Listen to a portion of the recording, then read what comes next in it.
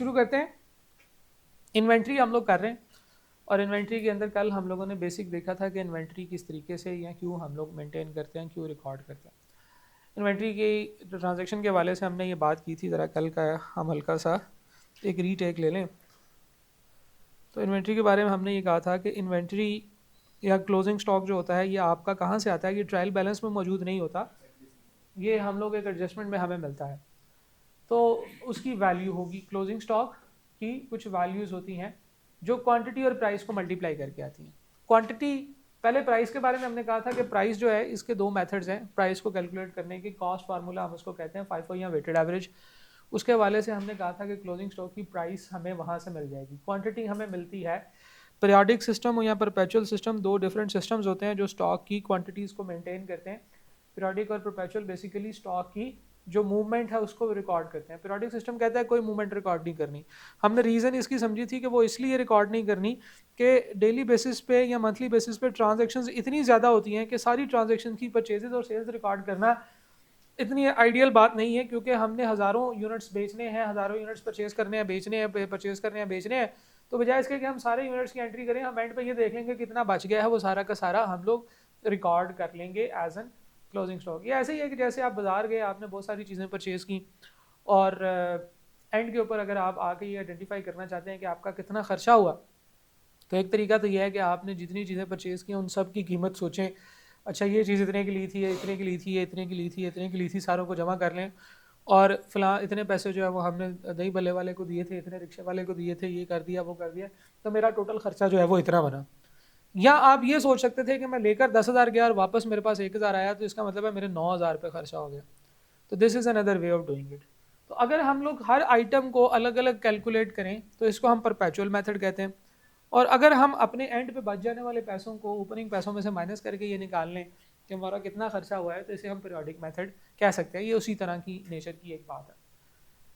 तो जनाब, हम लोगों ने कहा था कि वैल्यू जो है वो स्टॉक की क्वांटिटी और इसकी प्राइस को करके आती है। फिर हम लोगों ने ये भी पढ़ा था कि क्लोजिंग स्टॉक की वैल्यू में क्या फ़र्क आता है। FIFO और वेटेड एवरेज में सिर्फ फ़र्क जो है वो कॉस्ट ऑफ सेल्स के अंदर क्लोजिंग स्टॉक का होता है। क्लोजिंग स्टॉक की वैल्यू जो है वो फ़र्क होती है। क्लोजिंग स्टॉक और प्रॉफिट का डायरेक्ट रिलेशन होता है। क्लोजिंग स्टॉक जो है कॉस्ट ऑफ सेल्स के साथ इन्वर्स रिलेशन होता है और प्रॉफिट के साथ उसका डायरेक्ट रिलेशन होता है। ओपनिंग स्टॉक का प्रॉफिट के साथ हमारा इन्वर्स रिलेशनशिप होता है। ये चीज़ें हमने कल डिस्कस की थी। इन्वेंट्री की डेफिनेशन पढ़ी थी, कॉस्ट ऑफ इन्वेंट्री के बारे में बात की थी और हमने ये कहा था कि FIFO और वेटेड एवरेज मेथड में क्या फ़र्क है, पीरियोडिक और परपेचुअल मेथड में क्या फ़र्क है। परपेचुअल मेथड में हमने कहा था कि हम सेल्स के केस में दो एंट्रीज करते हैं। एक सेल्स की एंट्री करते हैं सेल्स के अकाउंट में सेल प्राइस से, और एक कॉस्ट की एंट्री करते हैं कॉस्ट ऑफ सेल्स के अकाउंट में कॉस्ट प्राइस से। वाह, ठीक है जी। और इसमें क्या चीज़ होती है, इसमें फिर हम लोग ये चीज़ें देखते हैं, ये समझते हैं कि भाई कॉस्ट कैसे कैलकुलेट कर सकते हैं। इसके लिए हम लोगों ने कल दो मेथड्स पढ़े थे। एक आपका प्रॉफिट को आइडेंटिफाई करने का मार्कअप, जिसे कॉस्ट प्लस भी कहते हैं, वो मेथड है। और एक आपका मार्जिन है जिसे हम सेल्स माइनस कहते हैं, यानी कि सेल्स में से वो माइनस होता है। फिर हमने एक आइडेंटिफिकेशन की थी कि पीरियोडिक हो या परपेचुअल, कौन सी सिस्टम को कौन से बिजनेस को किस तरीके से कौन सा मेथड जो है वो ज़्यादा सूट करता है। हमने कहा कि भाई वो बिजनेस जो हाई वैल्यू आइटम्स बेचता है और नंबर ऑफ ट्रांजेक्शन्स उसमें थोड़ी होती हैं, जैसे गोल्ड बेचने वाला बिजनेस, कस्टमर थोड़े होते हैं, रोजाना हज़ारों ट्रांजेक्शन्स नहीं होती, थोड़ी बहुत ट्रांजेक्शन 15-20 ट्रांजेक्शन्स होती हैं। ऐसे बिजनेस को चाहिए कि वो परपेचुअल सिस्टम मेंटेन करे। और जहाँ तक बात है ऐसे सिस्टम की जो थोड़ी क्वांटिटी की चीज़ें बेचती है, थोड़ी वैल्यू की आइटम्स बेचती है, लेकिन थाउजेंड्स ऑफ आइटम्स जो है वो डेली बेसिस पे बिक जाती है। जैसे अंडा बेचने वाला होता है, अंडा बेचने वाला जो है वो रोजाना की बेसिस पे बहुत सारे अंडे बेच देता है। इवन गर्म अंडे वाला भी जो है, जो रात को गलियों में सदाएं लगाता फिरता है, वो भी बहुत सारे अंडे बेच देता है।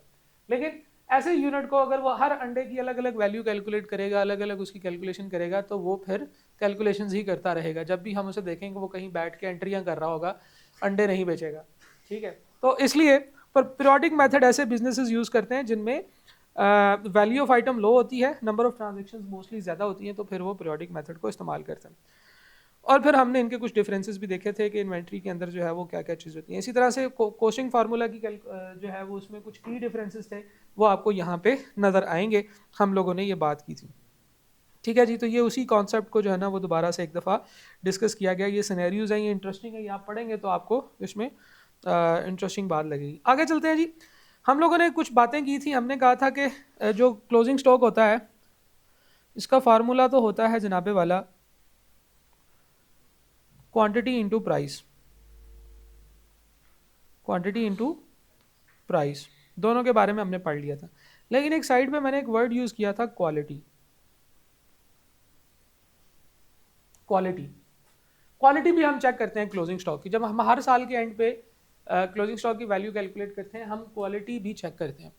आप पीरियोडिक सिस्टम मेंटेन कर रहे हैं या परपेचुअल सिस्टम मेंटेन कर रहे हैं, आप हमेशा उसका स्टॉक का ईयर एंड के ऊपर स्टॉक टेक जरूर करते हैं। आप ये जरूर चेक करते हैं कि यार इस वक्त कितना पड़ा हुआ है। परपेचुअल मेथड के केस में तो स्टॉक टेक बहुत ज़रूरी होगा, पीरियोडिक मेथड के केस में तो स्टॉक टेक बहुत ज़रूरी होगा, क्योंकि वहाँ से आपकी स्टॉक की वो वैल्यू निकलेगी जो आपने फाइनेंशियल स्टेटमेंट्स में लिखनी है।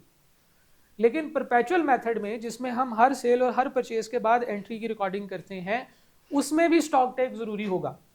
उसमें भी हमें स्टॉक टेक की वैल्यू चेक करनी होगी। स्टॉक टेक जो होता है, स्टॉक टेक से मुराद एक प्रोसेस होता है जिसे हम साल के एंड पे करते हैं। आइडियल ये होता है कि हम इसको ईयर एंड पे करें, एग्जैक्ट ईयर एंड जो होगा आपका उस डेट पे करें। फॉर एग्जांपल अगर आपका 31 दिसंबर ईयर एंड है, तो 31 दिसंबर डे के एंड पे, उस दिन के इख्तिताम पे, जब उस दिन की सारी एंट्रीज हो जाएं, उस दिन की सारी सेल परचेज हो जाए, को 7-8 बज जाए रात के, तो उस वक्त जाके आप स्टॉक टेक करें।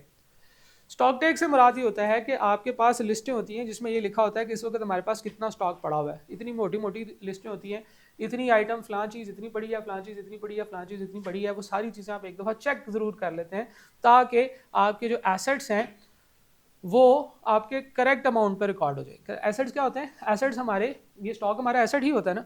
अब फर्ज करें कि मैं कहूँ कि जी मेरे पास 5000 यूनिट स्टॉक पड़ा हुआ है, और स्टॉक जो है वो एक्चुअली हमारे पास 5000 नहीं बल्कि 4000 पड़ा हो।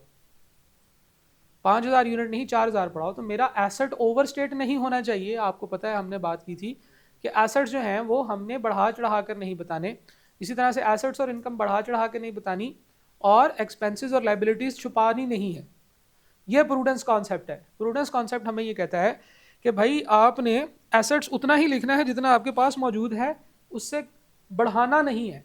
तो हमें पता चला कि हमारे पास स्टॉक टेक में जाके करेंगे तो पता चलेगा कि क्या एक्चुअली इतना वाकई हमारे पास स्टॉक पड़ा हुआ है। तो हम उसकी एक तो क्वांटिटी चेक करते हैं, और दूसरा हम उसकी क्वालिटी भी चेक करते हैं। क्वालिटी से मुराद ये होती है कि अक्सर औकात जब स्टॉक आपका पड़ा होता है तो वो हैंडलिंग की वजह से या किसी और वजह से वो स्टॉक जो है वो पुराना हो जाता है, और अब वो उतने का नहीं बिकेगा जितने का आपने सोचा हुआ है। ठीक है, अब वो उतने का नहीं बिकेगा जितने का आपने सोचा हुआ है, थोड़ा कम में बिकेगा। ठीक है, फॉर एग्जांपल हम लोग कहते हैं कि हमने उसकी क्वालिटी चेक की और हमें पता चला कि यार ये तो अब नहीं बिकने वाला जिस अमाउंट पे हम बेचना चाहते हैं। हम कहते हैं कि हमारे पास एक यूनिट है ए, इसके बारे में हमने सोचा है कि इसकी जो हमें कॉस्ट पड़ी है वो पड़ी है 100 रुपये, और हम इसको एस्टिमेटेड सेल्स है, अभी सेल्स नहीं किया, ये हमारे स्टॉक में पड़ा हुआ है, इसकी एस्टिमेटेड जो सेल्स हैं वो हैं जी 120 रुपये।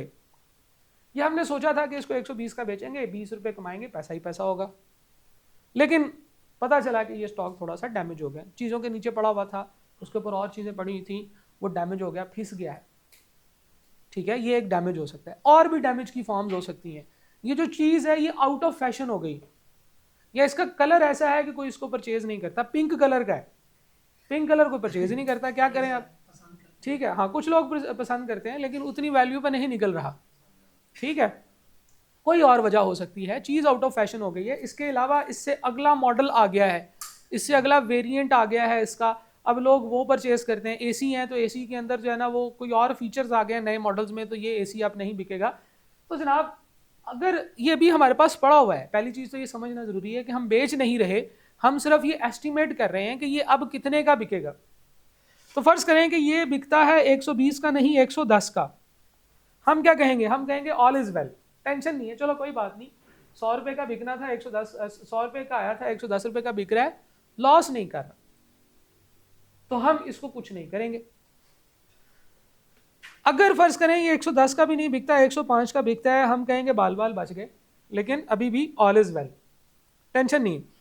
अगर ये 100 रुपये का बिके तो अब हम टाइट हो जाएंगे, यार जितने का आया था उतने का निकल रहा है, लेकिन चलो निकल रहा है, जितने का आया उतने का निकल रहा है, कोई मतलब ये है कि टेंशन तो है लेकिन चलो कोई बात नहीं, लॉस नहीं हो रहा। लेकिन अगर मुझे ये लगे कि यार अब ये 100 रुपये का भी नहीं बिकेगा, 95 रुपीज़ का बिकेगा, तो लाल बत्तियां जलनी शुरू हो जानी चाहिए, सायरन बजने शुरू हो जाने चाहिए कि एक आइटम हमारे पास पड़ी हुई है जिसकी कीमत 100 रुपये है, लेकिन वो 100 का भी नहीं बिकना। हमारी ख्वाहिश क्या होती है, 100 से ऊपर का बिके, 150 का बिके, 200 का बिके। पाकिस्तानी तो 1000 रुपये का भी बेच देते हैं, ठीक है, लेकिन अननेसेसरी प्रॉफिट्स भी कमाना जायज़ नहीं। इस्लामिक इंजंक्शंस के मुताबिक आप बहुत ज़्यादा प्रॉफिट भी नहीं कमा सकते, आपको बहुत ज़्यादा महंगी करके चीज़ भी नहीं बेचनी है। आप कहें जी वो इस्लाम ने कहा था तिजारत करो तो हम कर रहे हैं, 100 रुपये की चीज़ 10,000 में बेच रहे हैं, ऐसा नहीं करना, ठीक है, रीजनेबल प्रॉफिट्स लेने हैं। अच्छा, तो अब क्या हुआ कि 100 रुपये की चीज़ 100 रुपये की भी क्या 95 रुपये की बिक रही है, तो ऐसे में वो चीज़ अब 100 रुपये की है ही नहीं, वो चीज़ अब 100 रुपये की नहीं है। तो हमें क्वांटिटी के साथ साथ क्वालिटी को भी देखना होगा। हमने कहा, हमने कॉस्ट फार्मूला लगाया ना, आइटम की प्राइस हमारी थी, हमने कहा वेटेड एवरेज या फाइफो से हमने एक यूनिट की कॉस्ट निकाली और हमने कहा कि एक यूनिट हमारे पास 100 रुपये का है। जैसे हम लोगों ने 36 रुपये का यूनिट निकाला था जो पहले दिन प्रैक्टिस की थी, हमने जाकर उसको चेक किया तो पता चला कि ये 36 का क्या, ये तो 20 का बिकेगा। तो ऐसे में फिर उसको 36 रुपये के ऊपर लिखना उस एसेट की मिस रिप्रेजेंटेशन होगी। वो हमारे स्टॉक में है ना, मैं कह रहा हूँ मेरे पास क्लोजिंग स्टॉक में एक यूनिट है जो 100 रुपये का है, लेकिन मुझे बैक ऑफ द माइंड पता है कि यार ये तो 100 रुपये का बिकना ही नहीं है, ये तो 95 रुपये का बिकेगा। इसी तरह से कभी कभार कुछ आइटम्स होती हैं जो टूट जाती हैं, उनको बेचने के लिए हमें उसको कुछ रिपेयर कराना पड़ता है। इस तरह की चीज़ों के केस में हमें सिर्फ सेल प्राइस को नहीं देखना, हमें ये देखना है कि उससे बचेगा कितना। तो उसमें से एस्टिमेटेड सेल्स प्राइस में से हमें लेस करनी होगी एस्टिमेटेड रिपेयर कॉस्ट, जिसको अपनी लैंग्वेज में accountants estimated cost to sell कहते हैं। अच्छा, उसके बाद भी ऐसा हो सकता है कुछ केसेस में, हमेशा नहीं, लेकिन कोई चीज़ ऐसी हो सकती है जिसको बेचने के लिए हमें उसके ऊपर डिस्काउंट्स भी लगाने पड़े।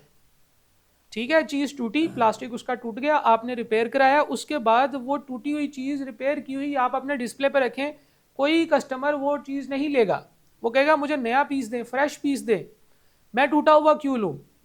मेरे पास एक एसी था, मैं 1,20,000 रुपये का बेचता था, वो टूट गया, गिर गया, मैंने उसके ऊपर 3,000 रुपये लगा के उसको रिपेयर कराया और फिर दोबारा 1,20,000 का बेच दिया, तो वो कस्टमर नहीं लेगा।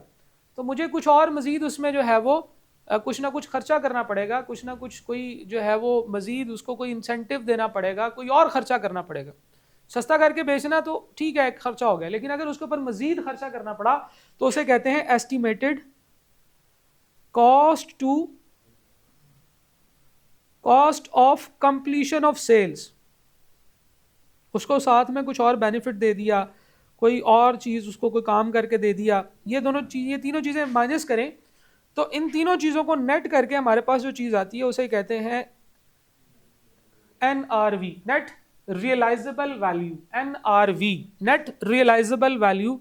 नेट का मतलब होता है सारे खर्चे माइनस करने के बाद, रियलाइजेबल का मतलब है कि इससे हमें ये बचना है, रियलाइज होना है, इससे हमें ये आएगा। तो स्टैंडर्ड ये कहता है कि आप सिर्फ एस्टिमेटेड सेल प्राइस को ना देखें, आप ये भी देखें कि इसको ठीक करके बेचने का पूरा टोटल खर्चा कितना होगा। ये एस्टिमेटेड कॉस्ट टू सेल और estimated cost of completion of sales इन दोनों चीज़ों में कन्वर्ट होकर नजर आता है। और देखें कि अगर NRV जो है उस बिजनेस की लेस देन 100 है तो फिर ये काहे का 100 रुपये का यूनिट हुआ। ये तो आपको अपने स्टॉक में 100 रुपये का नहीं लिखना चाहिए, ये तो सस्ता बिक रहा है, तो इसको उतने का लिखें जितने का ये बिकेगा। ठीक है, इसको उतने का लिखें जितने का ये बिकेगा।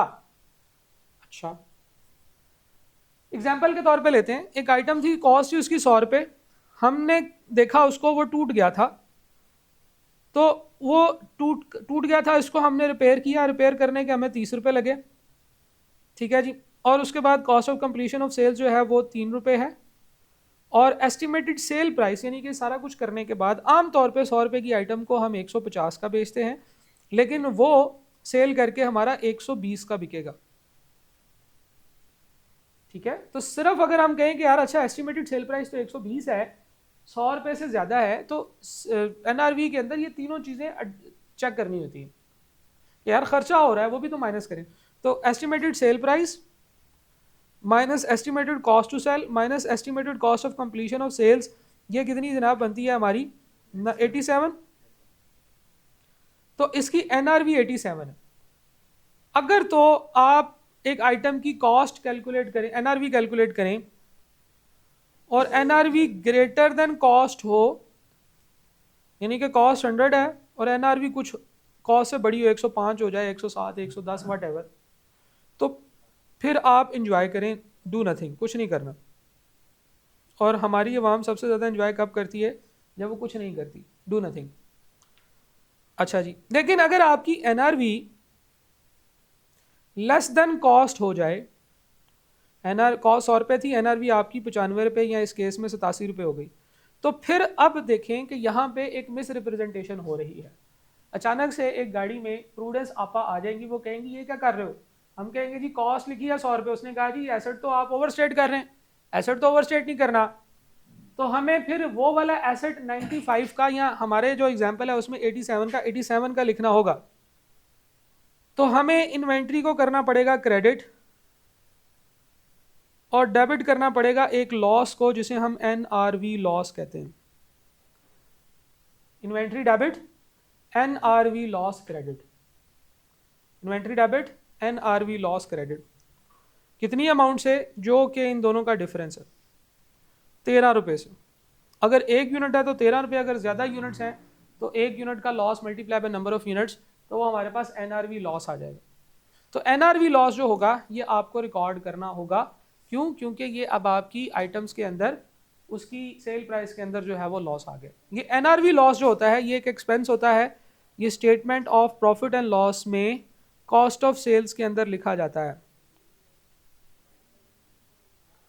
ठीक है जी, जहाँ पे आप लोग लिखते हैं ओपनिंग स्टॉक प्लस परचेजेस, फिर उसके बाद जो है वो करते हैं, बाकी सारी कैलकुलेशंस करते हैं, तो ये NRV लॉस जो है आपने वहाँ पर रिकॉर्ड करना होता। सर जिस 100 का यूनिट 87 लिखते हैं, मतलब एसेट ओवरस्टेट हो रहा है।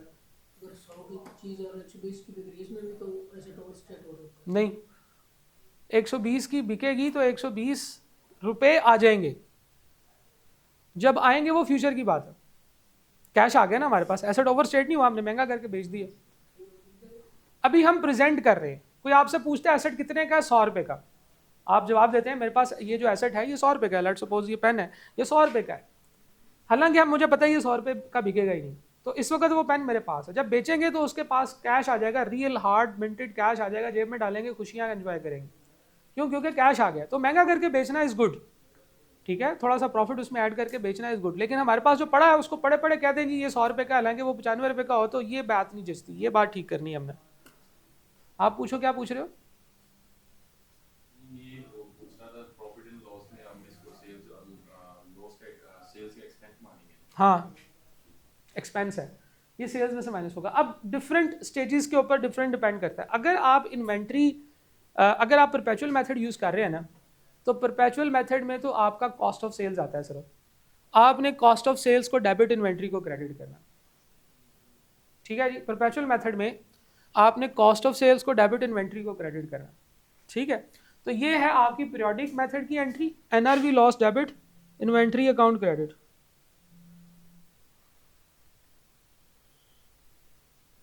ये है पीरियोडिक मेथड की एंट्री। और परपेचुअल मेथड की एंट्री क्या है जी? Cost of sales account debit, inventory account credit, 13 रुपये से।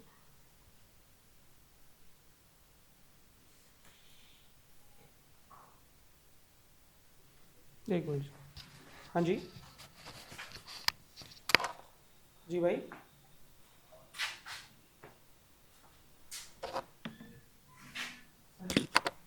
हाँ जी, हेलो,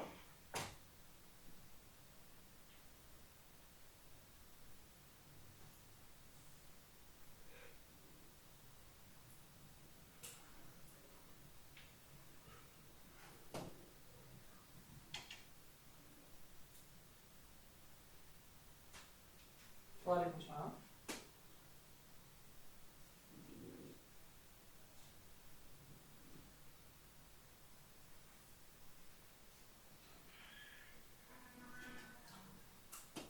यार वो मैं तो क्लास करा रहा हूँ, आप उनको नॉक करके उनको कह दो।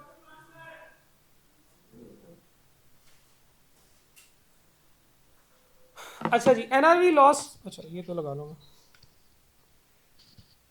हाँ जी।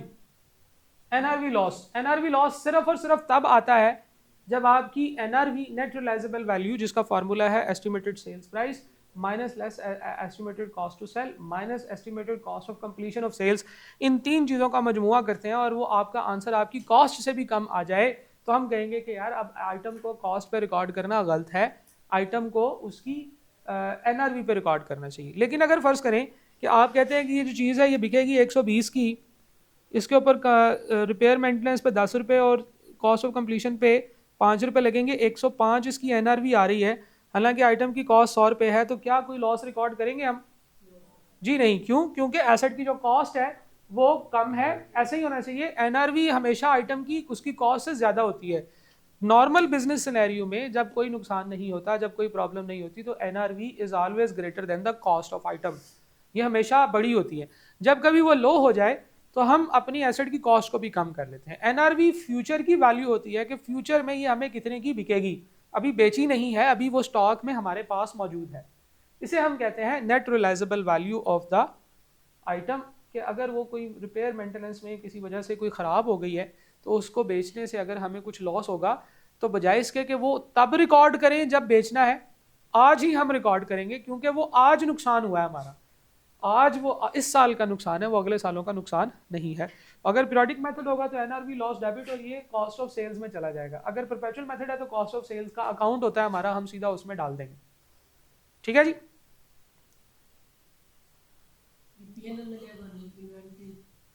इन्वेंट्री बैलेंस शीट की आइटम है, स्टेटमेंट ऑफ फाइनेंशियल पोजीशन की।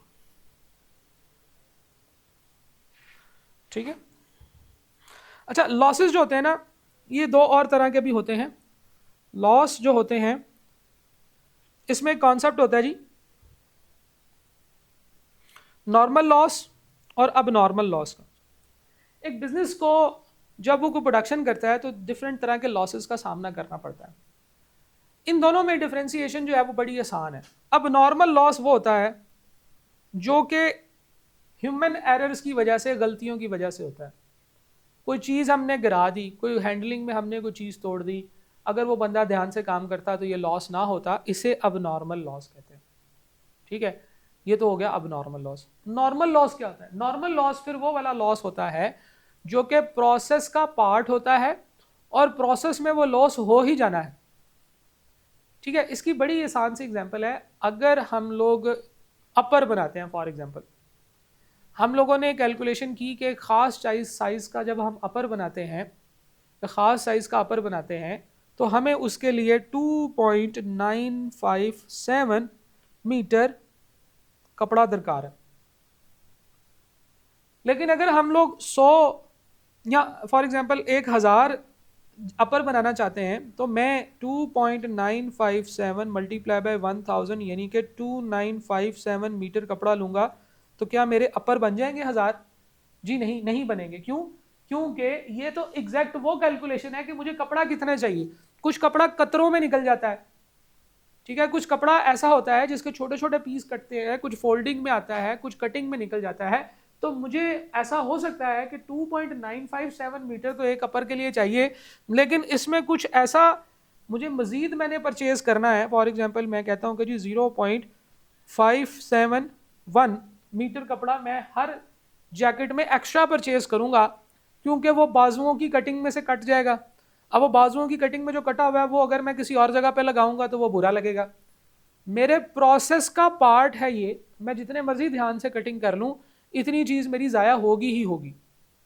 इसी तरह से जब आप कोई लकड़ी की चीज़ बनाते हैं और लकड़ी की चीज़ में जो आप चीज़ लेकर आते हैं, जिस साइज़ में आप लकड़ी का पीस लेकर आते हैं, फटा लेकर आते हैं, उस फटे के साइज़ में कटिंग के दौरान कुछ छोटे छोटे पीस बच जाते हैं। आप जितना मर्जी कोशिश कर रहे हैं लेकिन वो पीस आप सारे इस्तेमाल नहीं कर सकते।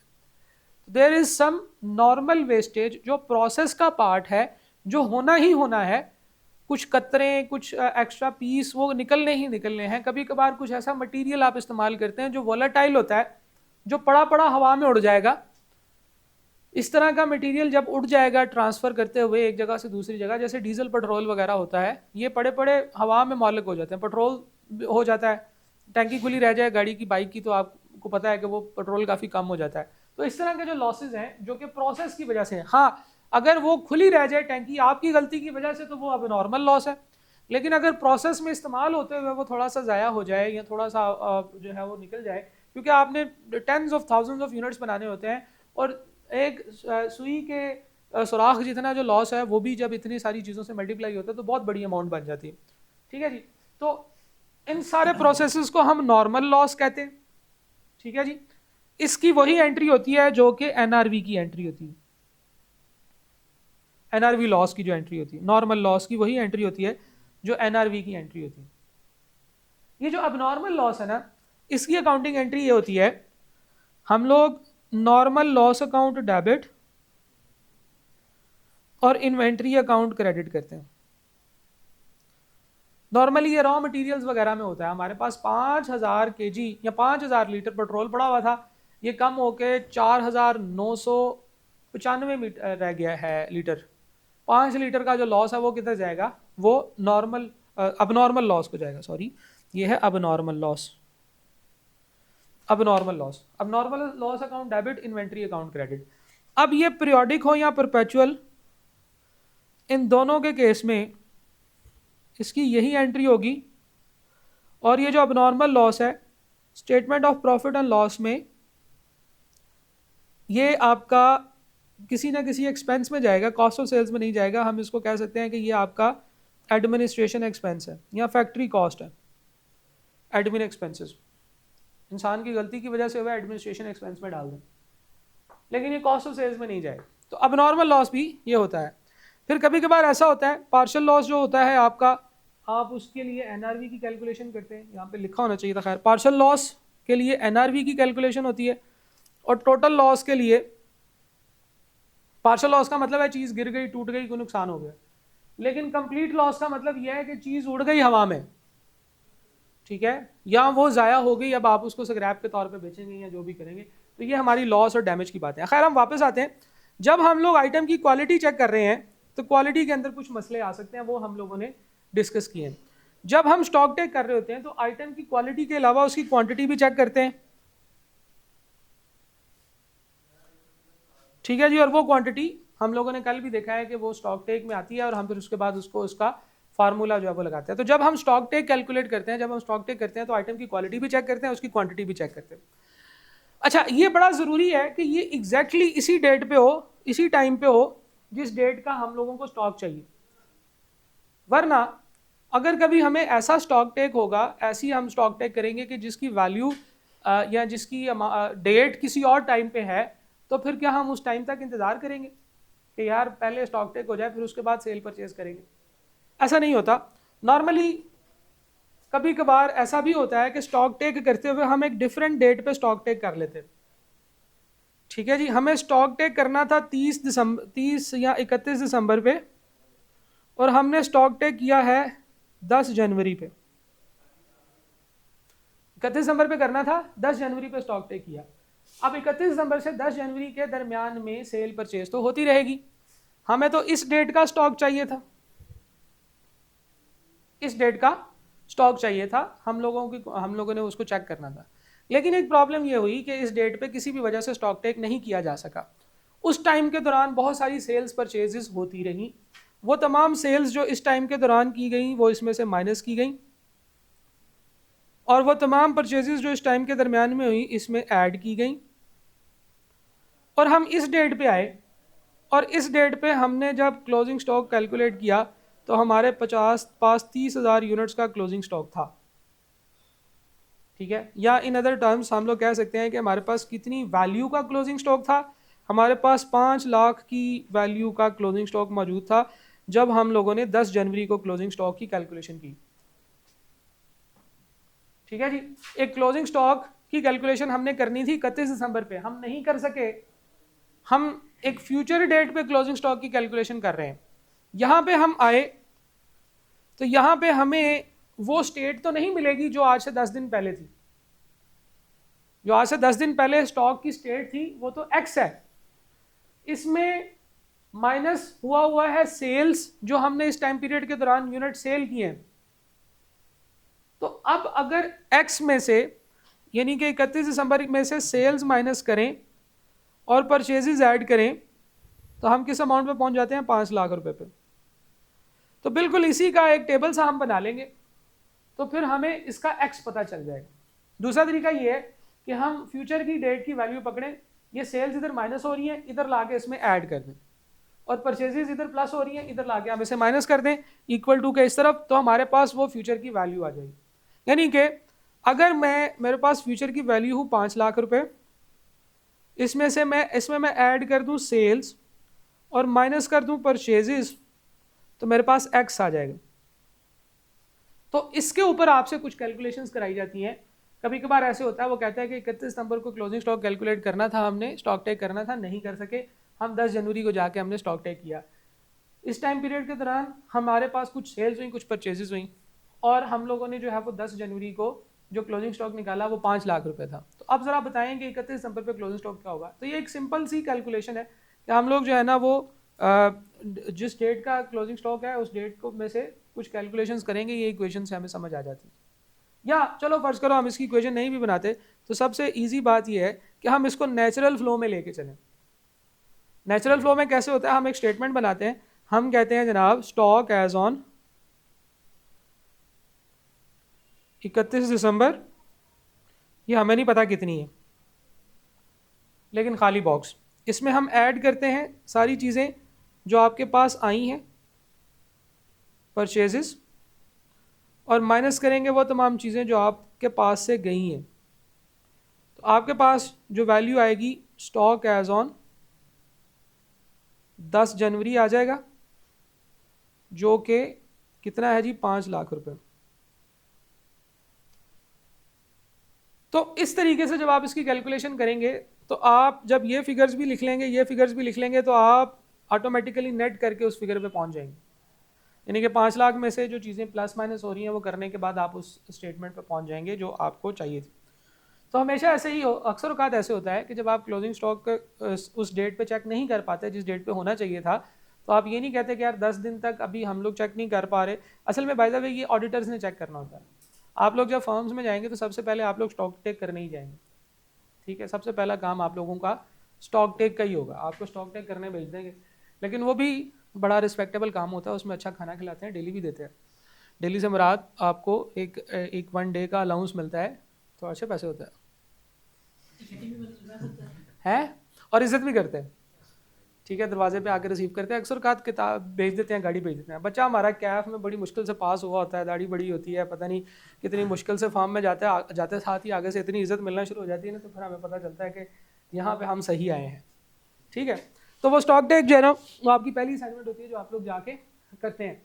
अक्सर का स्टॉक टेक जो है वो ईयर एंड पे ही हो जाता है, लेट नहीं करते, और अगर कुछ थोड़ा बहुत आगे पीछे हो भी जाए तो वो वेट कर लेते हैं कि यार चार्ट ऑडिटर आ जाए तो फिर जो है ना वो स्टॉक टेक हो जाए तो फिर ही काम करेंगे। हम जाते हैं, वो हमें उन्होंने जो है ना वो स्टॉक टेक की शीटें देनी होती हैं, उन्होंने जो है वो हमें दिखाना होता है। हम कहते हैं ये बताओ ये किधर पड़ा हुआ है, वो कहते हैं सर ये तो उधर पड़ा हुआ है, तो फिर हम कहते हैं अच्छा अब हम उधर भी जाएंगे। तो स्टॉक टेक एक मज़े की असाइनमेंट होती है, इसमें रिस्पॉन्सिबिलिटी इतनी नहीं होती, और शुरू में बच्चे कर रहे होते हैं तो वो मज़ा आता है। अच्छा बहरहाल वापस आते हैं, स्टॉक टेक 10 दिन के बाद जो है ना वो हुआ, तो ये हुआ। अच्छा इसमें एक चीज़ आपने नोट करनी, वो ये कि ये जो सेल्स है ना जी, ये जो आपने जो सेल्स इसमें से माइनस करनी है, इस सेल्स की पूरी अमाउंट माइनस नहीं करनी, इस सेल्स की कॉस्ट माइनस करनी।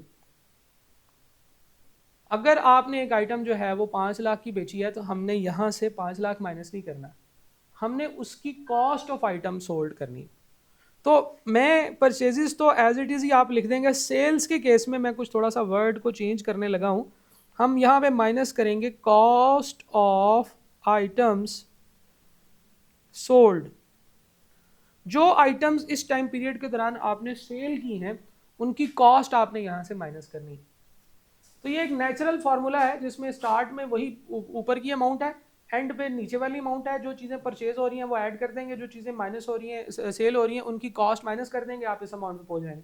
अब यहाँ से ऊपर जाना हो तो आप इसमें जो माइनस वाली चीज़ें हैं वो ऐड कर देंगे, और ऐड वाली चीज़ें माइनस करेंगे तो आप इस अमाउंट पे पहुंच जाएंगे, ठीक है? तो ये एक जो है ये प्रॉपर आपका फॉर्मेट है जिससे कि हम स्टॉक की रिकंसिलिएशन कर सकते हैं। इसे कहते हैं reconciliation of stock, reconciliation of stock. जिसमें से आप एक डेट के स्टॉक से दूसरे डेट के स्टॉक पे पहुंच जाते हैं। ये आपका फॉर्मेट है जी, ठीक है जी। इसकी अभी प्रैक्टिस करते हैं। सवाल, किसका प्रॉफिट? वो हमारे प्रॉफिट्स में रिकॉर्ड होगा। हम इस वक्त प्रॉफिट कैलकुलेट नहीं कर रहे, हम statement of profit and loss नहीं बना रहे, हम सिर्फ दो डिफरेंट डेट्स के स्टॉक्स को आपस में कंपेयर कर रहे हैं, ठीक है। तो हमने बस उसका एक फॉर्मेट सा बना लिया है। रिकंसिलिएशन ऑफ स्टॉक है ये statement of profit and loss नहीं। तो वो जिधर भी जाएगा वो उधर चला गया है, उसमें कोई प्रॉब्लम नहीं, ठीक है जी। तो रिकंसिलिएशन ऑफ स्टॉक भी जो है वो हम लोग करते हैं। एनआरवी की हम लोगों ने बात की है, फिजिकल वेरिफिकेशन की बात की है, ठीक है जी। फिजिकल वेरिफिकेशन और चेक के अंदर हम लोगों ने कहा है कि अगर एनआरवी लॉस आ जाए तो क्या होगा, नॉर्मल लॉस हो जाए तो क्या होगा, अब नॉर्मल लॉस यानी कि टोटल लॉस हो जाए तो क्या होगा। फाइनेंशियल स्टेटमेंट में इसको प्रेजेंट कैसे करते हैं, इसके ऊपर भी हम बात करते हैं। एनआरवी के बारे में इसकी एग्जांपल है, आइटम्स जो है वो डैमेज हो सकती हैं, होली और पार्शली ऑब्सोलीट हो जाए, पुरानी हो जाए, उसकी जगह पे कोई नए आइटम्स आ गए हैं, सेलिंग प्राइस जो है वो डिक्लाइन होगी। ऐसा भी हो सकता है कि मार्केट में एक अल्टरनेटिव आ गया है, आपकी चीज़ें बिल्कुल ठीक रखी थी आपने, आपकी तरफ से मिस हैंडलिंग है, ना ही कोई डैमेज है, कुछ नहीं है, लेकिन इस प्रोडक्ट का एक सस्ता अल्टरनेटिव आ गया मार्केट में, जिसकी वजह से आपको इसकी प्राइसेस जो है ना वो रिड्यूस करनी पड़ रही हैं। ऐसा भी हो सकता है कि एस्टिमेटेड कॉस्ट ऑफ कंप्लीशन जो है वो estimated cost to be incur to make the sales have increase, यानी कि इसको बेचने के लिए जो आपको कॉस्ट करनी पड़ती है वो अब बहुत ज़्यादा बढ़ गई, ठीक है जी। नॉर्मली ये फैक्टर्स भी होते हैं ना जो कि आपकी प्रॉफिटेबिलिटी को ख़राब करते हैं। तो NRV is the estimated selling price in the ordinary cost of business less the estimated cost of completion of sale and estimated cost necessary to make the sale, cost to sell and cost of completion of sales, इसकी जो है ना वो आ जाती है। Entry for reduction जो है in case of periodic inventory, अगर आपने इन्वेंट्री अभी तक कैलकुलेट नहीं की है और एंट्री नहीं किया उसकी पीरियोडिक मेथड में, तो फिर आप कुछ भी नहीं करें, आप फाइनल जो इन्वेंट्री की जो अमाउंट आपके पास मौजूद है आप उसको ठीक कर लें और एंड पे उस फिगर को ऊपर लिख लें। लेकिन अगर आपने फिगर लिख ली है तो वो एंट्री जो मैंने आपको बताई थी। और in case of perpetual inventory method NRV loss जो है वो रिकॉर्ड होता है। एनआरवी लॉस की जगह पे मैंने यहाँ पे आपको क्या बताया था कि आपने कॉस्ट ऑफ सेल्स को डेबिट करना है, कॉस्ट ऑफ सेल्स अकाउंट, ठीक है जी। आगे चलते हैं, एग्जाम्पल है जी, जैसे फॉर एग्जाम्पल कुछ इन्वेंट्री आइटम्स हैं, उनके यूनिट्स हैं, cost per unit, estimated selling price and additional cost of realisation per unit, ये दी हुई है। तो टोटल कॉस्ट और एनआरवी आप इनकी कैलकुलेट कर सकते हैं। आइटम्स को हमेशा लोअर ऑफ कॉस्ट और एनआरवी के ऊपर रिकॉर्ड किया जाता है, ये स्टैंडर्ड की रिक्वायरमेंट है, ठीक है जी। तो आइटम इन्वेंट्री आइटम नंबर 1 की अगर हम बात करें तो इसकी कॉस्ट है 20 रुपये, एस्टिमेटेड सेलिंग प्राइस 25 रुपये, additional cost to realisation cost of completion of sales है। तो अगर हम लोग इसकी एनआरवी की कैलकुलेशन करें तो एनआरवी में सेलिंग प्राइस है 25 रुपये, एडिशनल कॉस्ट टू रियलाइज है 0 रुपीज़ और एनआरवी को कंप्लीशन भी जो है वो 0 है। तो इसका मतलब ये है कि ये 25 रुपये की बिकेगी। इसकी कॉस्ट कितनी है जनाब? इसकी कॉस्ट है 20 रुपये। तो एनआरवी जो है वो कॉस्ट से ऊपर है, ये ओके है, कोई मसला नहीं। हमने बेसिकली अपने स्टॉक को लोअर पे रिकॉर्ड करना होता है, तो कॉस्ट पे रिकॉर्ड करना है, कॉस्ट पे ही ऑलरेडी रिकॉर्डेड है। अगर वो आपको कहे कि बताओ इन्वेंट्री वैल्यू क्या होगी, टोटल इन्वेंट्री की वैल्यू, तो हम वैल्यू की अमाउंट लिख सकते हैं कि 20 रुपये पर यूनिट, हम लोग कॉस्ट के ऊपर ही रिकॉर्ड करेंगे, कॉस्ट पर यूनिट है 20 रुपये, यूनिट है 700, तो हम इसको 700 से मल्टीप्लाई कर देंगे, तो हमारे पास जो टोटल इन्वेंट्री वैल्यू आ जाएगी वो 14,000 आ जाएगी। बेसिकली हमने किस वैल्यू पे से रिकॉर्ड करना है, वो जो लोअर है कॉस्ट और एनआरवी दोनों में से। अगर तो कॉस्ट कम है तो कॉस्ट पे रिकॉर्ड करें, अगर एनआरवी कम है तो एनआरवी पे रिकॉर्ड करना है आपने। सेकंड प्रोडक्ट जो है इसकी सेलिंग प्राइस 52 है एनआरवी कैलकुलेट करते हुए, और 2 रुपये इसकी कॉस्ट टू सेल है, cost of completion of sale कुछ नहीं है, 50 रुपये इसकी एनआरवी है और इसकी कॉस्ट जो है वो भी 50 रुपये। तो इन दोनों में से जो लोअर है उस पर रिकॉर्ड करना है। जब ये दोनों इक्वल हैं तो इसका मतलब है कि इसमें भी कोई टेंशन लेने की ज़रूरत नहीं है। 50 रुपये का एक यूनिट कितने का आ रहा है जी? 320 यूनिट है हमारे पास, तो ये हमारी कितनी हो जाएगी? 16,000 जो है हमारी इसकी वैल्यू बन जाएगी, ठीक है। तीसरी है इन्वेंट्री आइटम जो है उसकी सेलिंग प्राइस है 252 रुपये, 50 रुपये और 55 रुपये इसकी cost to completion of sale है। तो 250 माइनस 55 माइनस 0 195, और इसकी कॉस्ट कितनी है ये उसने बताई हुई है 200 की इसकी कॉस्ट है। अब इसमें एनआरवी लॉस आएगा, अगर तो वो एनआरवी लॉस का पूछेगा कितना है तो 200 में से 195 माइनस करके बताएं 5 रुपये का NRV लॉस है पर यूनिट, और टोटल नंबर ऑफ यूनिट्स कितने हैं जनाब, 40 हैं। तो हम लोग 40 से मल्टीप्लाई कर देंगे, 5 × 40 2000 हो जाएगा, ठीक है जी। लेकिन अगर वो आपसे पूछे तो 5 × 40 200 हो जाएगा। लेकिन अगर वो आपसे पूछे कि बताएं क्लोजिंग स्टॉक इस अमाउंट पर रिकॉर्ड करेंगे तो इन दोनों में से लोअर कौन सी है, 195 और 200 में से, तो हमारी जो लोअर वैल्यू है वो 195 है। तो हमें इन्वेंट्री आइटम को लोअर ऑफ कॉस्ट और NRV पे रिकॉर्ड करना चाहिए। 195 multiply by number of units I think 40 है, ठीक है जी। तो ये दोनों सारों को जमा करें तो कितना बनेगा, 7800। तीसरे आइटम की बात करें, 15 रुपये एस्टिमेटेड सेलिंग प्राइस है, 1 रुपये एडिशनल कॉस्ट टू सेल है, 15 - 1 - 0 14 रुपये बना। इसकी अपनी कॉस्ट है 12 रुपये, तो अच्छी बात, हमें इसको 12 रुपये पे ही रिकॉर्ड करना चाहिए। नंबर ऑफ यूनिट्स कितने हैं जी, 500, तो ये 6000 बन जाएगा। इसका मतलब है कि हमारे क्लोजिंग स्टॉक की टोटल वैल्यू कितनी होगी, 14000, 16000, 30000 हो गया, 36 और 7 43800, 43800। तो ये हमारा क्लोजिंग स्टॉक है। इसमें हमारी 3 आइटम्स जो हैं वो कॉस्ट पे रिकॉर्ड हो रही हैं और एक आइटम हमारी NRV पे रिकॉर्ड हो रही है। तो अगर आपको इसी सवाल में कहता है कि बताओ NRV लॉस कितना है, तो हम कहते हैं कि सिर्फ प्रोडक्ट C में NRV का लॉस आ रहा है 5 रुपये का, 40 यूनिट है तो 200 रुपये का आपका जो है वो NRV लॉस है, ठीक है। तो अगर वो कहता है NRV लॉस बताएं कितना है, तो हम 200 रुपये कैलकुलेट करके बताते हैं। अगर वो कहता है कि अच्छा बताओ कि आइटम्स को फाइनेंशियल स्टेटमेंट पे किस अमाउंट में रिकॉर्ड करना है, तो हम ये वाली अमाउंट बताते हैं 436,600।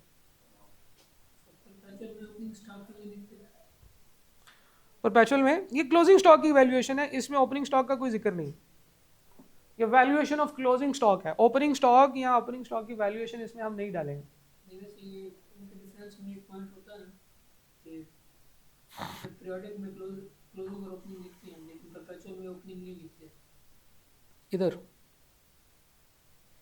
कहाँ पे नहीं लिखते, ट्रायल बैलेंस में, कॉस्ट ऑफ सेल्स में, किस जगह पे? असल में मिक्स कर रहे होते हो आप चीज़ों को, इस वजह से आपको पूरा थ्रू एंड थ्रू कॉन्सेप्ट जो है ना वो समझ नहीं आ रहा होता। तो NRV क्लोजिंग स्टॉक की वैल्यूएशन के ऊपर होता है, इसमें ओपनिंग स्टॉक का कोई ताल्लुक नहीं, ओपनिंग स्टॉक का सोचना भी नहीं है इसमें, ठीक है जी। ये एक एग्जांपल है जिसमें मार्कअप और मार्जिन की प्रैक्टिस है। ये मैं इसलिए यहाँ पर रखी हुई है कि इसके बाद मैं ना मार्कअप और मार्जिन समझाता होता हूँ, लेकिन मार्कअप और मार्जिन क्योंकि हमने कल कर लिया हुआ है तो आपने ये इसकी तस्वीर ले लें, ये एग्जांपल आप लोगों ने करनी है। ये इसका क्वेश्चन है, ये इसका नीचे सोल्यूशन भी मैंने दिया हुआ है, तो आप सिर्फ पहले क्वेश्चन को करने की कोशिश करेंगे, फिर उसके बाद आप सोल्यूशन के साथ उसको टैली कर लेंगे।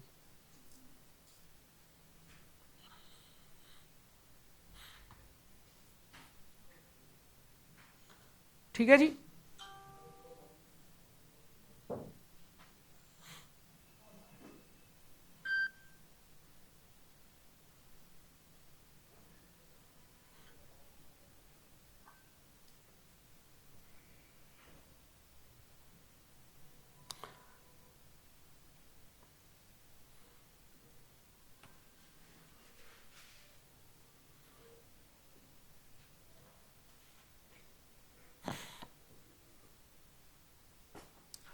हमने इंटरनेशनल अकाउंटिंग स्टैंडर्ड्स के बारे में पढ़ा।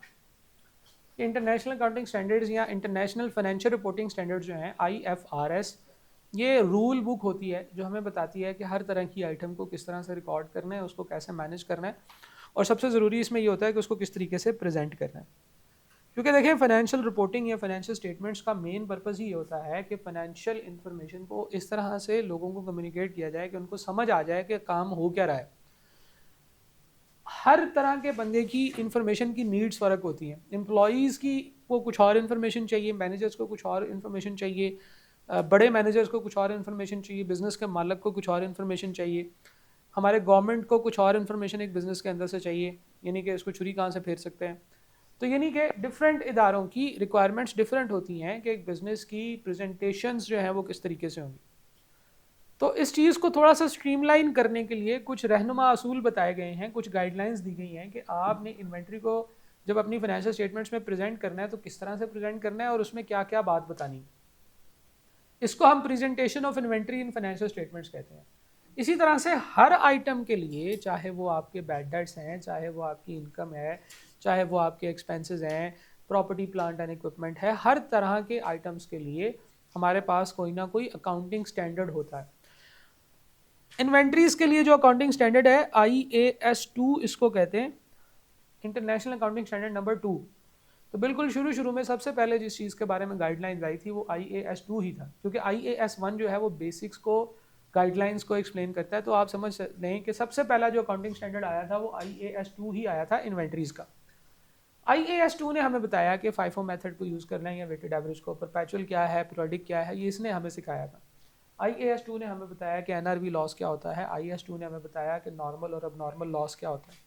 इसी ने हमें सब कुछ सिखाया है और यही अब हमें बता रहा है कि एंटिटीज़ जो हैं वो फाइनेंशियल स्टेटमेंट्स को कैसे प्रेजेंट करेंगी और उसमें इन्वेंट्री से रिलेटेड क्या क्या इन्फॉर्मेशन बतानी चाहिए एंटिटीज़ को।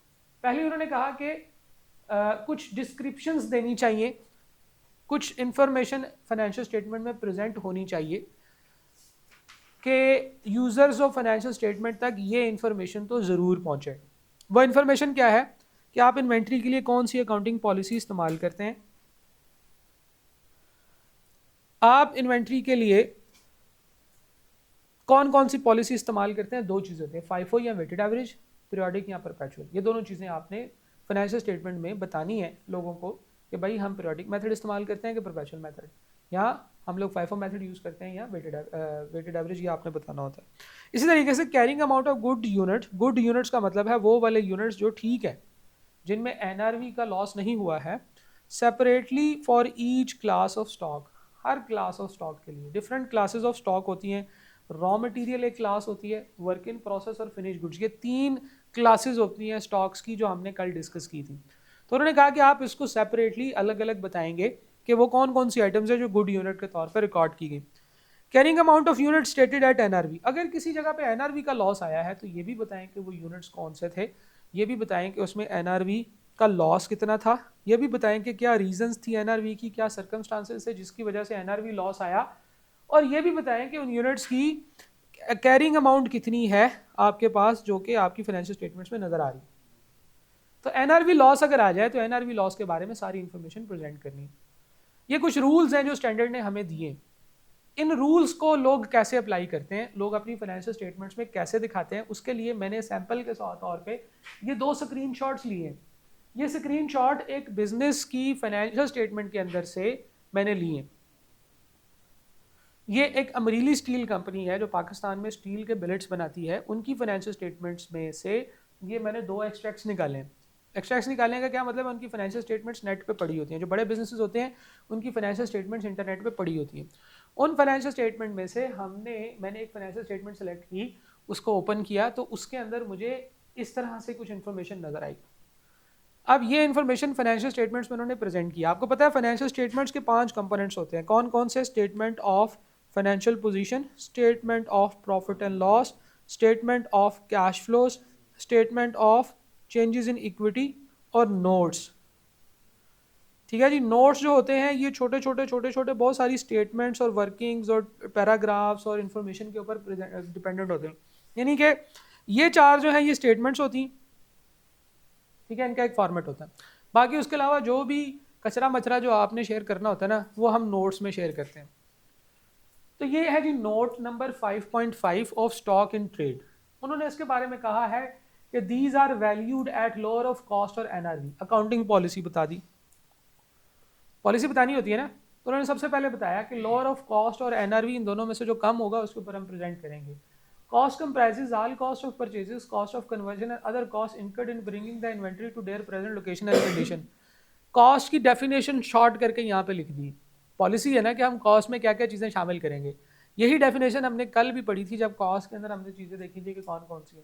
रॉ मटेरियल के बारे में उन्होंने कहा कि रॉ मटेरियल हम first in first out basis पे रिकॉर्ड करते हैं, work in process weighted average cost पे, और फिनिश गुड्स के अंदर भी देखो उसने 2 कैटेगरीज बताई, क्योंकि उसने कहा था कि ईच क्लास ऑफ स्टॉक के लिए हमें अलग अलग इन्फॉर्मेशन बतानी है, उसकी कैरिंग अमाउंट भी बतानी है। तो जनाबे वाला उसने क्या किया है, उसने हमें फिनिश गुड्स के अंदर मैन्युफैक्चर्ड और ट्रेडिंग जो है इन दोनों को अलग अलग करके बताया कि मैन्युफैक्चरिंग आइटम्स जो है वो हम वेटेड एवरेज कॉस्ट पर रखते हैं, और जो ट्रेडिंग्स हैं वो फर्स्ट इन फर्स्ट आउट पे रखते हैं। स्टॉक इन ट्रांजिट, ये वो स्टॉक होता है जो आपका है लेकिन अभी आप तक पहुंचा नहीं है, आपकी इन्वेंट्री में शामिल नहीं है। स्टॉक इन ट्रांजिट जो है ये इनवाइस वैल्यू के ऊपर रिकॉर्ड किया जाता है plus the charges paid thereon up to the reporting date, और उसके ऊपर जितना खर्चा हो गया है उस तक, ठीक है। ये उसकी पॉलिसी हो गई। फिर उसके बाद उसने कहा NRV signifies the estimated selling price in the ordinary course of business less estimated cost of completion and estimated cost necessary to be incurred to make the sale। वही डेफिनेशन एनआरवी की भी आ गई। तो ये बिजनेस की policy है कि वो यूजर्स ऑफ फाइनेंशियल स्टेटमेंट को बताए कि एनआरवी क्या है, कॉस्ट क्या है, हम किस अमाउंट पर रिकॉर्ड करते हैं और कौन कौन सी टाइप ऑफ द एसेट के लिए हम कौन कौन सी वैल्यूएशन करते हैं। अब अगर हम उसके स्टॉक इन ट्रेड का दूसरा नोट देखें तो उसने कहा था ना कि हर एक की वैल्यू भी अलग अलग बतानी, कहा था ना carrying amount of goods separately for each class, raw material in hand कितना है इस साल का भी बताया है। और हमेशा याद रखिएगा कि इंफॉर्मेशन आइसोलेशन में अकेली अकेली अलग अलग इतनी वैल्यूएबल नहीं होती जितना कि उसको पिछले साल के साथ कंपैरिजन करें तो ज़्यादा आसानी होती है। ये हमने अभी इंडेक्स नंबर में भी कल डिस्कस किया था कि information in itself might not be that much useful but when compare to the previous information it gives true value, true meaning. यानी कि इंफॉर्मेशन अकेली अकेली जो है वो इतनी वैल्यू या उतने मीनिंग्स नहीं देती, जब हम उसको कंपेयर करते हैं पिछली किसी साल की चीज़ के साथ तो हमारे लिए आसानी होती है। तो हम इसको कंपैरिजन करने के लिए पिछले साल की वैल्यू देते हैं। Raw material in hand, raw material in transit. In transit का मतलब है जो रास्ते में आता है, जो स्टॉक इन ट्रांजिट होता है उसकी पॉलिसी ऊपर हमने अलग से बताई। वर्क इन प्रोसेस कितना है, फिनिश गुड्स कितने हैं, मैन्युफैक्चर्ड और ट्रेडिंग, देखिए हर एक को अमाउंट को भी उन्होंने अलग अलग करके बताया। तो इन्वेंट्री जो है वो फाइनेंशियल स्टेटमेंट में कैसे प्रेजेंट होनी चाहिए इसके ऊपर छोटी सी डिस्कशन आपके सिलेबस में शामिल है, तो वो हम लोगों ने डिस्कस की है। How inventory should be presented in the financial statements, ठीक है जी। This concludes the chapter. हम लोग इसकी फिजिकल वेरिफिकेशन की एक जो है ना वो छोटी सी प्रैक्टिस करते हैं। फिजिकल वेरिफिकेशन के बारे में हमने सारी बातें कर दी हैं। Stock take is a physical verification of the quantity of inventory that a business has. Each item of inventory is counted and entered onto an inventory sheet. The inventory account must be adjusted for any material difference. अगर उसमें difference आ जाए तो क्या होगा, हमें फिर उसको देखना होगा कि क्या ये थेफ्ट हुआ है, डैमेज टू इन्वेंट्री हुआ है, इन्वेंट्री की रिसीट्स वगैरह चेक करनी होगी, या ऐसा तो नहीं है कि आपने कोई इशू रिकॉर्ड नहीं किया, कोई रिसीट रिकॉर्ड नहीं की। तो इन्वेंट्री की जो स्टॉक टेक होता है उससे ये भी पता चल जाता है कि कहीं ऐसे तो नहीं है। अब देखें ना, हमने हमारे ख्याल से इन्वेंट्री 5000 की है, हमने जाके देखा तो इन्वेंट्री 4000 यूनिट पड़े हुए थे। 1000 यूनिट किधर गए, 1000 यूनिट चोरी हो सकते हैं। ऐसा हो सकता है कि 1000 यूनिट किसी को बेचे हैं, किसी को 1000 यूनिट बेचे हैं और वो हमने रिकॉर्ड नहीं किए, तो उसकी एंट्री यानी कि सेल्स के ऊपर भी उसका इम्पैक्ट जा सकता है। ऐसा भी हो सकता है कि कुछ परचेजेस हमने कर ली हैं, एंट्री उसकी रिकॉर्ड कर ली है लेकिन वो चीज़ें ही अभी नहीं पहुंची हमारे पास, तो ये भी पता चल जाएगा कि परचेजेस तो नहीं कहीं ओवरस्टेट कर दी। एक बंदे से 1000 यूनिट परचेज किए, 2 दफ़ा एंट्री कर ली, हमारे पास तो 5000 यूनिट हो गए, हालांकि 1000 यूनिट आए थे, 2000 यूनिट का हमने रिकॉर्ड करे। तो बहुत सारी चीज़ें जो हैं वो हमें यहाँ से स्टॉक टेक से पता चलती हैं। जब आप उसे किसी डिफरेंट डेट पे करते हैं तो आपको उसमें से डिफरेंस पता चलता है। जैसे ये क्वेश्चन है, Salman limited closes the books on 30 June each year due to an administrative problem. SL carried out the stock take on 10 July. ठीक है जी, तो 10 जुलाई पे उसने स्टॉक टेक किया है। The cost of stock as verified on 10 July was ₹812,500। उसके बाद क्या हुआ जी, detail of the transaction from 1 July to 10 July are given below. तो फिर उस डेट के दरमियान की उसने सारी ट्रांजेक्शन हमें बताई हैं। Total sale amounting to ₹3,26,000। अब सेल्स की अमाउंट जो होती है वो हमने जो है वो उसमें से हमारा स्टॉक जाता है, लेकिन सेल्स की अमाउंट 3,26,000 है। हमें ये पता करना होगा कि इसमें से हमारा इसकी कॉस्ट कितनी है। The sale amounting to ₹3,26,000 goods were sold in the normal course of business at cost plus 25। Cost plus क्या होता है, मार्जिन होता है, मार्कअप होता है। कॉस्ट प्लस मार्कअप होता है। 25% एक्सेप्ट द फॉलोइंग। उसने कहा जी 3,26,000 के ऊपर 25% कॉस्ट प्लस लगता है, लेकिन इन 2 आइटम्स के अलावा। पहली आइटम क्या है जी, 25,000 was made at the 40% of normal selling price, यानी कि जो उसकी नॉर्मल सेलिंग प्राइस थी उसके 40% पे हमने बेचा है, तो इसके ऊपर तो ये हो गया। Sale of ₹60,000 was made at normal selling price but the goods were slightly damage and an expenditure of ₹15,000 was incurred on these goods to bring them in a saleable condition. तो इसको भी हम ठीक करेंगे। परचेजेस हैं, sales returns हैं, और goods with customer on sales और रिटर्न बेसिस है। ठीक है जी, तो ये कुछ इसने जो है ना वो हमें कुछ आइटम्स बताई हैं जिसको हमने अपने पास रिकॉर्ड करना है। देखिए हम उसी तरह से चलेंगे, हम लोग इसको रिकॉर्ड करेंगे। सलमान लिमिटेड की ट्रांजैक्शंस हैं और वो कहता है कि आप बताएं जी कि 30 जून पे क्या स्टॉक होगा, 30 जून पे क्या स्टॉक होगा। तो हम इसको कहते हैं ये हमारी स्टॉक रिकंसिलिएशन है। और मैं तो इसको नेचुरल फ्लो में लेके चलता हूँ, कुछ रट्टा नहीं लगाना पड़ता। मैं कहता हूँ जी स्टॉक एज ऑन 30 जून, 30 जून हमें नहीं पता कितना है, वो हमने फाइंड आउट करना है। इसके बाद इसमें सारी परचेजेज ऐड होंगी, सेल्स माइनस होंगी, तो हमारे पास स्टॉक एज ऑन 31 नहीं भाई 10 जुलाई 2016 which is 812500, 10 July 2016 which is 812500, ये हमें दिया हुआ। अच्छा जी, अब 1 बाय 1 चलते हैं। सेल्स है हमारे पास 3,26,000 की, लेकिन ये सारी की सारी सेल्स जो हैं ये इस तरह से नहीं होगी, सेल्स में हमें डिवीजन करनी पड़ेगी। तो देखिए ज़रा 3,26,000 की सेल्स हैं, इसके 3 पार्ट्स करेंगे हम। उसने कहा कि 25,000 जो है इसकी अलग कहानी है, फिर 60,000 की अलग कहानी है, और फिर जो बाकी बच गया है उसकी क्या अलग कहानी है। बाकी कितना बचा जी, 3,26,000 में से 60 निकाला, 25 निकाला, तो कितना रह गया,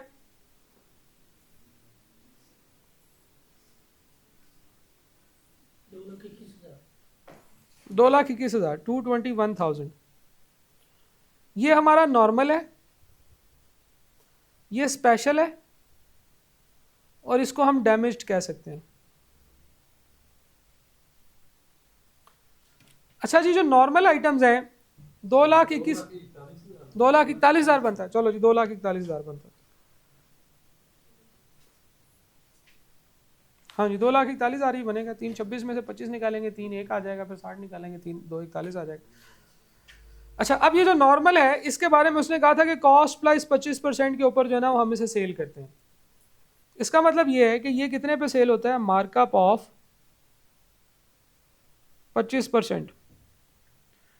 तो ये 2,41,000 सेल प्राइस है। सेल्स को क्या करते हैं हम, माइनस करते हैं, कर दें सेल्स को माइनस नहीं करना होता, बल्कि कॉस्ट ऑफ आइटम्स सोल्ड को माइनस करना होता है। क्या, कॉस्ट ऑफ आइटम्स सोल्ड।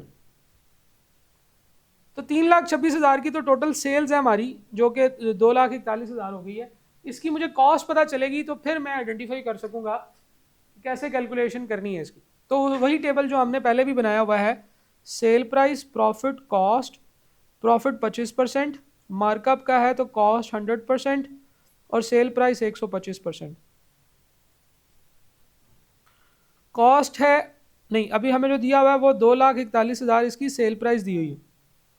तो हमने क्या करना है, 2,41,000 को डिवाइड करना है उसकी अपनी परसेंटेज के साथ और मल्टीप्लाई करना है 100% के साथ। तो हमारे पास क्या आंसर आएगा जी,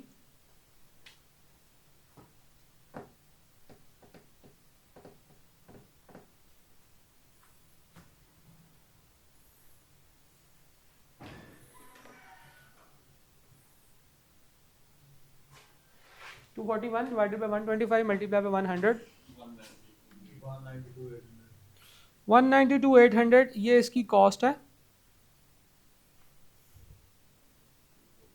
ठीक है जी,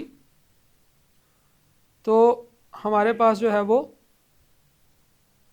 कॉस्ट प्राइस 192,800 आ गई। तो हम लोग नॉर्मल सेल्स जो हुई हैं, नॉर्मल सेल्स, इसके केस में क्या माइनस करेंगे, 192,800।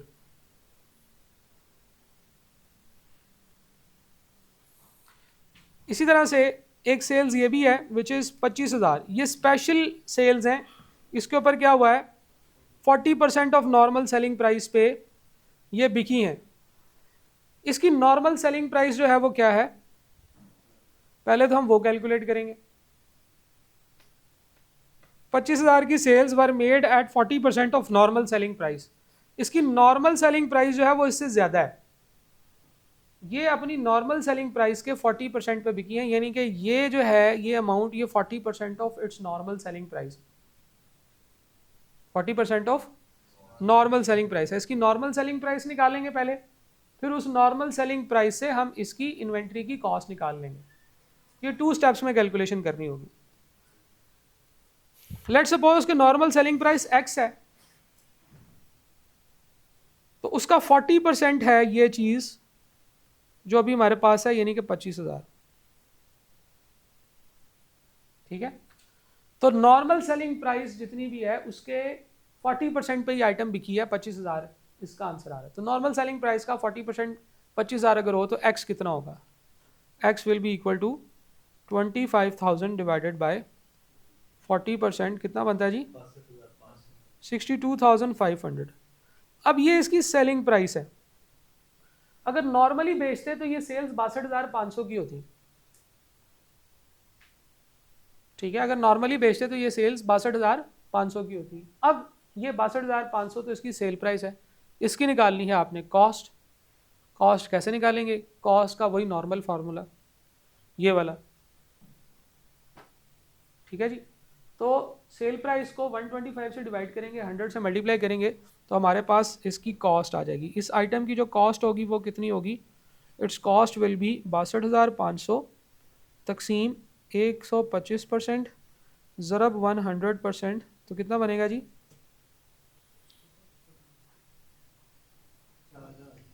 पूरा 50,000, 50,000। तो ये जो आइटम्स जो 40,000 की बिकी हैं, हमने ये आइटम्स नॉर्मल सेलिंग प्राइस से नीचे बेची हैं। असल में इन आइटम्स की कॉस्ट है 50,000, हमने कितने की बेची है, 25,000 की।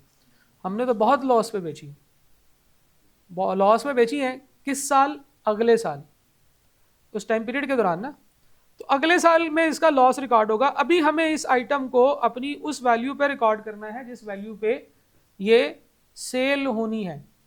अभी तो मेरे स्टॉक में पड़ी है ना, जिस डेट का हम स्टॉक कैलकुलेट करना चाहते हैं उस डेट पे ये स्टॉक में पड़ी है, और स्टॉक में जो चीज पड़ी है उसकी जो सेल प्राइस होगी वही हम लिखेंगे। तो ये चीज इस डेट पे 30 जून पे बिकी नहीं है, 10 जुलाई पे बिक गई है। तो हम जब 30 जून का स्टॉक कैलकुलेट कर रहे हैं तो हमें ये चीज जो है इसमें सेल्स है, तो हम लोगों ने इसको जो है वो ऊपर से नीचे आते हुए माइनस कर रहे हैं ताकि हमें पता चले कि इसकी जो कॉस्ट है वो कितनी थी जो हमने रिकॉर्ड की थी। ठीक है, तो इसी तरह से ये होगी अब नॉर्मल सेल, उसकी सेल्स प्राइस कितनी है जी, 50,000। 50,000 का स्टॉक था जो हमने 30 जून पे रिकॉर्ड किया हुआ था, उसको हमने उसकी नॉर्मल सेल प्राइस के 40% पे बेचा, यानी कि लॉस तो ये भी है, लेकिन ये अगले साल का लॉस है। इस साल हमने उसको सेल नहीं किया, ना ही हमें कोई हमारे जहन में था कि ये जो है ना वो हम लोग इसको सस्ता करके बेचेंगे, अब नॉर्मल सेल है, अब नॉर्मल प्रॉफिट लॉस जो है वो हमने किया, लेकिन वो अगले साल किया, वो अगले साल के लॉस में आएगी।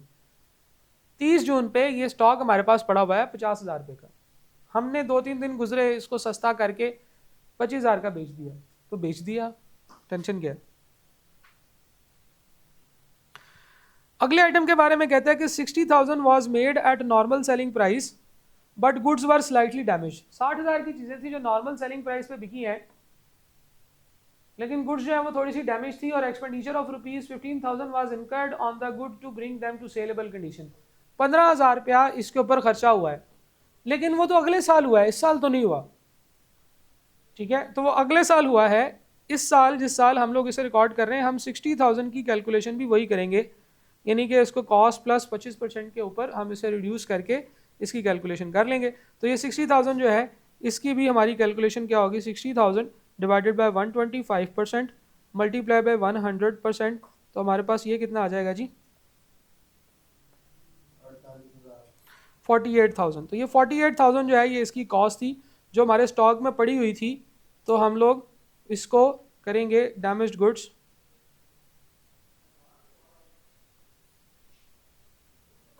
$48,000 की। इसी तरह से उसने क्या कहा है, उसने कहा जी the purchase amounting to ₹246,000 all such purchases were included in stock as on 1 July. 2,46,000 की परचेजेस थी, ये सारी की सारी परचेजेस जो थी वो स्टॉक में शामिल है। तो परचेजेस आपको पता है हम इसमें प्लस करते होते हैं, तो plus purchases during this time period 2,46,000। ठीक है जी। सेल्स रिटर्न्स है, परचेज रिटर्न्स है 11,000 की और 6,000 की। देखें सेल्स रिटर्न है 11,000 की। सेल्स रिटर्न जो है वो अगर हम लोग सेल्स माइनस कर रहे हैं तो सेल्स रिटर्न क्या करेंगे, ऐड करेंगे। 11,000 से ऐड कर दें, नहीं, सेल्स के केस में आइटम की कॉस्ट निकालनी होती है। तो आइटम की कॉस्ट निकालने का फार्मूला जो है वो क्या है जी, 11,000 डिवाइडेड बाई 125 मल्टीप्लाई बाई 100। क्यों? क्योंकि यही हमारा नॉर्मल फार्मूला है, हम 15% 25% मार्कअप पे चलते हैं। तो उसकी कॉस्ट कितनी होगी जनाब? 8,800 जी। और इसी तरह से परचेज रिटर्न्स जो है वो माइनस करते होते हैं हम, जो हमने परचेजेस की हैं, परचेज वापस कर दी हैं, तो ये परचेज रिटर्न जो है ये हमारी कितनी है। इस केस में हमें कॉस्ट निकालने की ज़रूरत नहीं है क्योंकि वो ऑलरेडी अपनी कॉस्ट पे ही वापस गई हैं 6,000। तो परचेजेस के केस में आपने कुछ नहीं करना, आपने सिर्फ सेल्स के केस में करना है 6,000। ठीक है जी। ये आखिरी वाला पॉइंट जो है ये goods with customer on sales on return basis, इसको इग्नोर कर दें। सेल्स ऑन रिटर्न बेसिस अब ऑब्सोलीट हो गया, इसको हम ना यूज़ नहीं करते। तो ये जो है आपका सेल्स ऑन रिटर्न बेसिस के ऊपर। इसके बाद जो है वो अगर आप एक्स कैलकुलेट करना चाहें आंसर थोड़ा सा फर्क आएगा, लेकिन आंसर आ जाएगा। अब देखें हम लोग ऊपर से जब नीचे आते हैं तो इसमें ये चीज़ ऐड करते हैं, ये भी ऐड करते हैं, ये माइनस करते हैं, ये माइनस करते हैं, ये माइनस करते हैं, ये माइनस करते हैं, तो यहाँ पे पहुँचते हैं। लेकिन जब नीचे से ऊपर जाना है तो हमने बस उसका साइन रिवर्स करना है। जो चीज़ें माइनस हो रही हैं ऊपर से नीचे आते हुए वो ऐड करें, जो ऐड हो रही हैं वो माइनस करें, तो आप एक्स पे पहुँच जाएंगे। तो 812,500 plus 6,000 plus 4,000 48,000 plus 50,000 plus 91,800 minus 8,800 minus 240, बताओ कितना आता है आंसर। नीचे से ऊपर जाना है तो प्लस वाली माइनस करके ऊपर जाना है।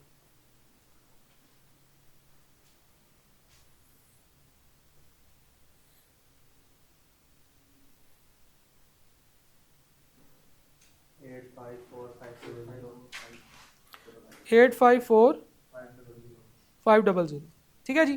तो ये जनाब आपका बनता है stock as on 30 June 2016।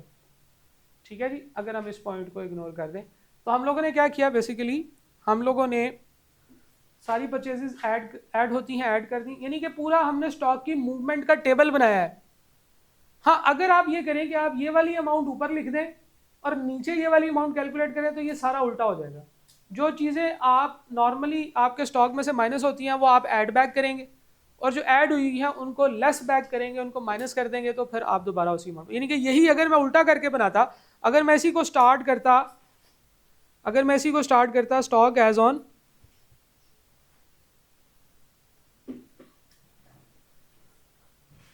Stock as on 10 July से मैं स्टार्ट करता, तो मेरे पास स्टॉक कितना था, 8,12,500।